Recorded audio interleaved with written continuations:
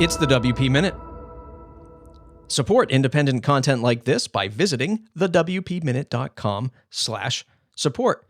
You can join our Slack membership, buy us a virtual coffee, or take out a classified ad listing to promote your product, event, or service inside of our newsletter every week.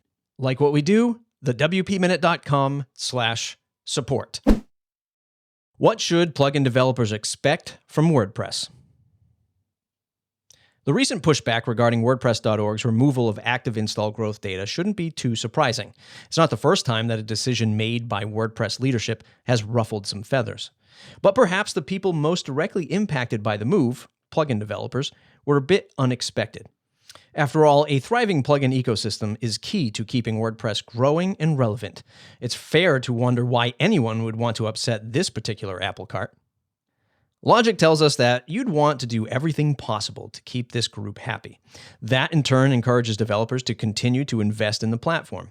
By contributing their products and perhaps being part of the Five for the Future program, there are numerous opportunities to make a positive impact. However, it's not quite that simple. The above assumes that A, everyone's on the same page, and B, all involved parties have purely altruistic motives. That's just not the reality of WordPress or any other community on this planet. There's always going to be some push and pull between plugin developers and WordPress. The question is, what should plugin developers realistically expect from the platform and its leadership? The limited partnership between developers and leadership. On the surface, the partnership between plugin developers and WordPress leadership is mutually beneficial. At their best, these entities can help each other thrive, and each deserves gratitude for the role they play. But there are limits. Even though the WordPress project is open source and not for profit, money is still at stake. Many plugin developers and service providers, including Matt Mullenweg's Automatic, are for-profit businesses. And while most want to provide benefits to others, they're still obliged to consider their needs first. This brings us to the issue of active install growth data for plugins. In a competitive landscape, entrepreneurs will undoubtedly use available data to their advantage. That's not necessarily a bad thing, it's just the way business works. Yet sometimes how that data is leveraged will go against the grain. It could impact the WordPress community and project in ways that leadership isn't comfortable with.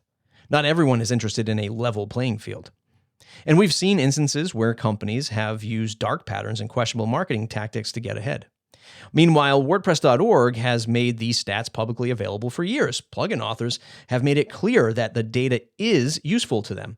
However, no rule says WordPress must continue doing so. Fair or not, they can add or subtract metrics as they see fit. The optics of decisions were decidedly unflattering, and there has been plenty of debate on whether removing this data was justified. Still, this friction is a prime example of the relationship's limitations. WordPress doesn't have to help developers make money. Whether you're a plugin developer or a freelancer serving clients, it's possible to make a good living with WordPress. The software provides a solid foundation on which to build your business. Odds are that this narrative describes many people's journeys to some degree. We can also admire the WordPress community's history of being relatively open and its willingness to share knowledge. It's something we see at WordCamps on social media and within the walled gardens such as maybe Post Status and even the WP Minute. Indeed, the software is wonderful and so are many of the people involved, but we shouldn't confuse them with the goals of the WordPress project and its leadership. The project provides us with a tool and documentation that demonstrates how to use it. It encourages us to add customizations to the mix. It also asks that we give back to keep the lights on and the software relevant. But maybe that's as far as it goes. Perhaps WordPress leadership wishes us well while maintaining its distance. They're not necessarily concerned with what a business owner wants. It could be that we're in this together, but only to a certain point. For someone who was attracted to WordPress because of its everything is free vibe, I think that's disappointing. At the same time, it may also explain why leadership doesn't seem eager to communicate its reasoning behind controversial decisions. WordPress plugin developers must make their own way. In a perfect world, both the WordPress project and plugin developers would walk hand in hand, but their interests diverge at some point along the way. Thus, there's an inevitable parting. That doesn't mean that there aren't opportunities for collaboration. It's still in everyone's best interest to get along and make WordPress the best it can be, but perhaps we shouldn't have any false illusions about this relationship. For what it's worth, I'd love to see leadership step out of its comfort zone and provide in-depth details about its decision-making process. I think so much of the frustration and mistrust we see could be avoided by simply talking about the issues of the day. In the meantime, the plugin developer community must come to grips with the hand they've been dealt. There will always be some level of disconnect between the needs of WordPress and its ecosystem. That isn't likely to change. That means developers may have to learn to rely on each other more than the platform they use. That was a reading of Eric Karkovac's latest post on the WP Minute titled, "What Should Plugin Developers Expect from WordPress?" If you enjoyed it, don't forget to subscribe to our weekly newsletter and podcast. Well, you're already listening to the podcast. Make sure you're hitting subscribe. It's in your podcast app every week.